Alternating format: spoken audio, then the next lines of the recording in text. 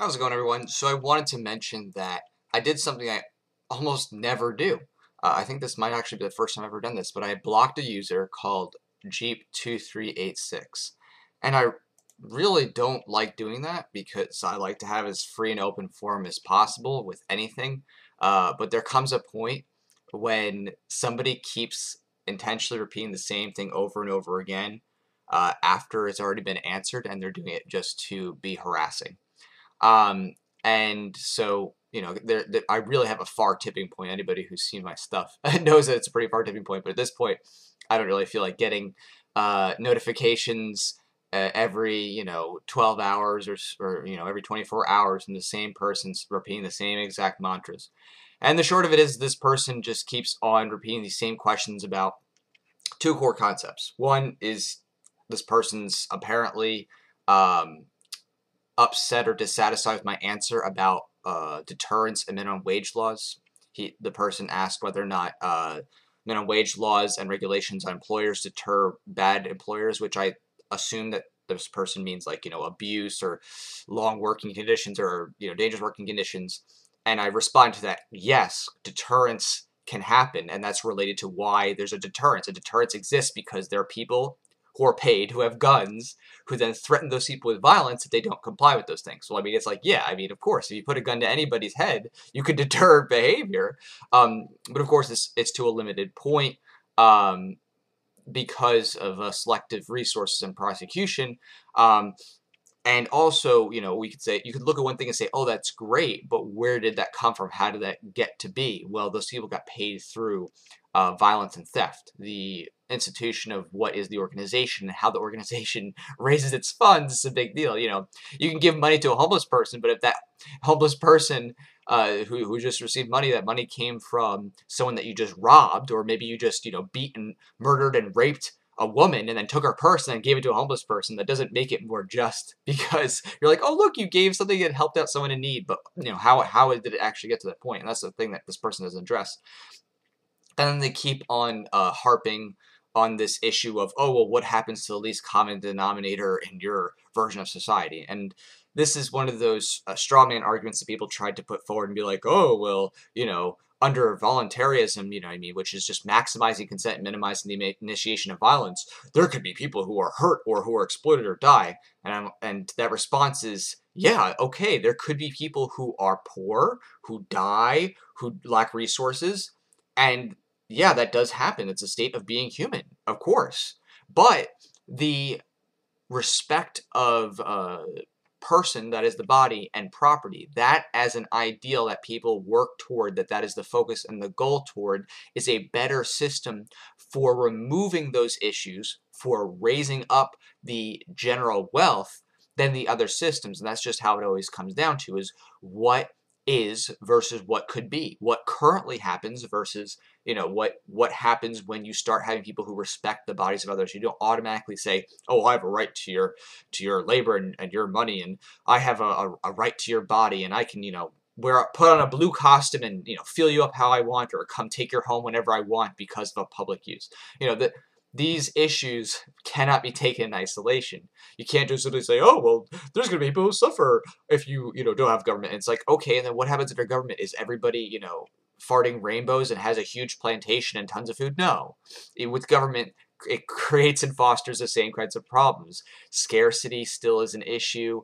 Not everybody, is wealthy and stuff like that. People starve, people die, people get diseases, and the worst part, people are stolen from, which hurts their resources, and they die under the government schemes, wars, the prison system, and what happens with with other kinds of local wars, drug wars and wars against whatever the government wants to pick, and how that destroys lives and families. We're talking about hundreds of millions of people, especially in the 20th century, who have been victims of of what government ultimately is, and that is, it is a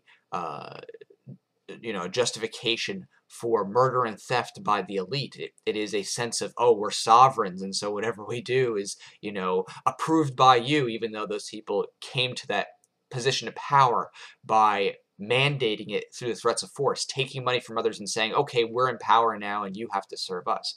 And so you can't just simply look at, oh, well, what could be, other people that will still suffer without saying what currently is. This isn't a utopia, and that's one of the straw men I made a video about. This, voluntarism isn't a utopia. It's a adoption of ethical principles. It's not a moral code. It's not like a basis of like understanding exactly how everybody ought to act in every single thing. It's simply how should humans treat each other to maximize peace, that is, not initiating violence against people, not increasing bloodshed, and to also maximize prosperity within that context. And the idea is to apply principles that can be applied universally. You know what I mean? The idea is hey, the average person does not want to be stabbed or murdered or stolen from. And because of that, it's easy to say how another person empathetically wouldn't want the same. It's almost like saying, hey, I don't want to be murdered. You don't want to be murdered. We don't want things without consent. And that's what it all boils down to, consent.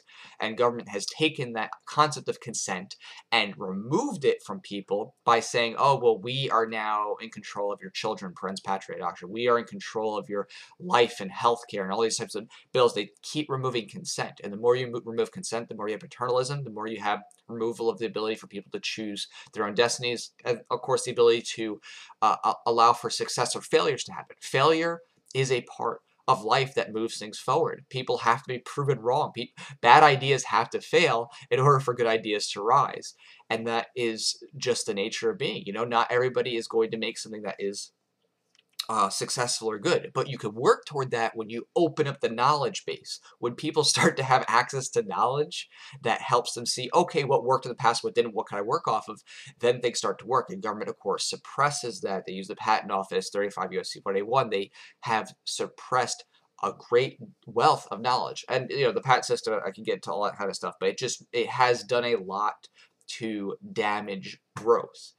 And that's just basically what government does. Government is a growth destroyer. There are things that government can do that on their independent selves are good. You could say, oh, well, yeah, it's great to have a concept of safety or protection, or it's great to maybe, have education. There's nothing wrong with those things independently. But the question is, how is it funded? How is it created? And this person basically keeps on trying to reiterate the same exact thing without looking at the underlying whys. What is, what could be, what's the difference, why is it different?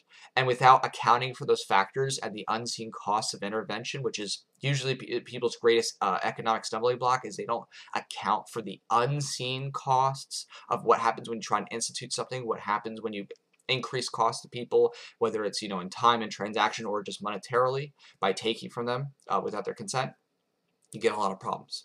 So I really just want to put this out there because I take this seriously. I don't like banning anybody, even for the most annoying or craziest of things. But when someone continually, repeatedly puts the exact same lines again and again, and where I've literally answered it like 10 times in a row, tried linking them to articles, try to say, hey, this is it, and then they say lies and they say I haven't answered it.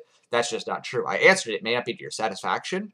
It may be that you wish me to just truncate everything I say and just say yes or no. But no, that's not logical. That's not historical. It's not scientific. You can't just give a simple answer in a big gray world. There's a lot of background. There's a lot of background thoughts to it. That's anti-intellectual, and that makes me think that this person is foolish, or maybe they really have a mental issue. I don't know. I mean, really, I don't know how many more times I can put this forward and say the exact same things, and not only say it, but also explain the reason why I'm saying it and what they're saying and where you're missing the gap of my explanation. So, all right, thanks for understanding, and I'll talk to you later.